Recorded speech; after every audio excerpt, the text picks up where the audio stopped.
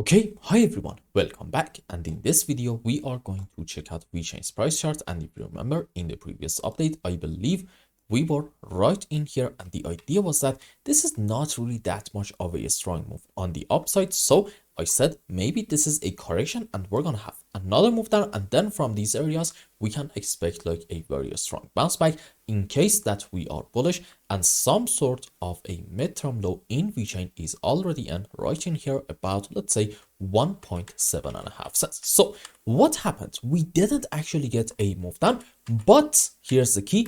I still stand by what I said, meaning I still think this is actually a correction structure because it's kind of a slow and choppy move on the upside. And also here is one more reason to believe we are dealing with a correction. I think this is actually a 1, 2, 3, 4, 5 wave on the downside. So I'm trying to tell you, I think a correction started in VeChain from this point, and it might be in form of an A, B, C running flat. Now, let's say, okay, in VeChain, we are actually bullish and the low is already in. In that case, I think we can say this is 1, this is wave 2, 1, 2, 3, 4, 5 wave up into wave 3, correction for 4, another move up into wave 5, and then in these areas, we want to see a consolidation pattern and not an outright rejection, like a very strong move on the downside.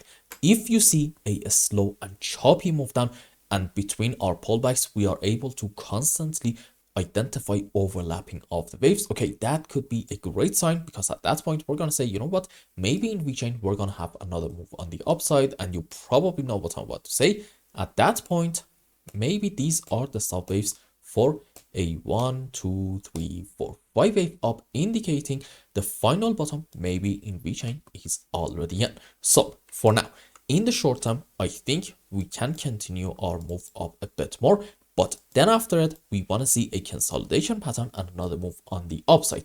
What we do not want to see in VeChain, I would say pretty much under any kind of circumstances, is a very strong move up from here or a bit higher in order to take this low, and especially this one down here about, let's say, like 2.1 cents. Why is that? Because at that point, you're probably going to see me saying this is an impulse up. This could be also another impulsive movement. And here is how this is like a 1, correction for 2, another move up into wave 3, probably to about here, correction for 4, another move up into wave 5. And again, assuming that we want to get maybe like a strong move down in order to take this low and especially this one. But okay, these are at that point going to be the sub waves for, you know it, just a simple ABC zigzag, indicating that our move down is not over. And then from here, we can expect a continuation of this move down in order to take the lowest low down here as well, about 1.75 cents. So what we want to see is this move up continuing a bit more, and then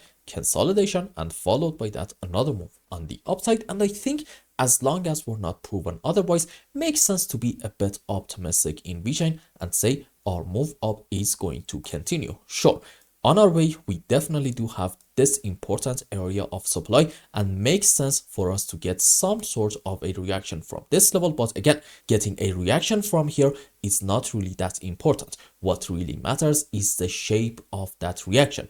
What we want to see again is a choppy move and then one more move up in order to successfully get a break of this level. And if we do something like this and then another move up, that could be like a much more bullish sign in VeChain. So for now, let's hope this structure is going to happen and we're going to be able to be bullish with a lot more confidence. And I hope I explained everything well and you understood what is going on in VeChain's price chart. And until the next update, I hope you have a wonderful time. Goodbye.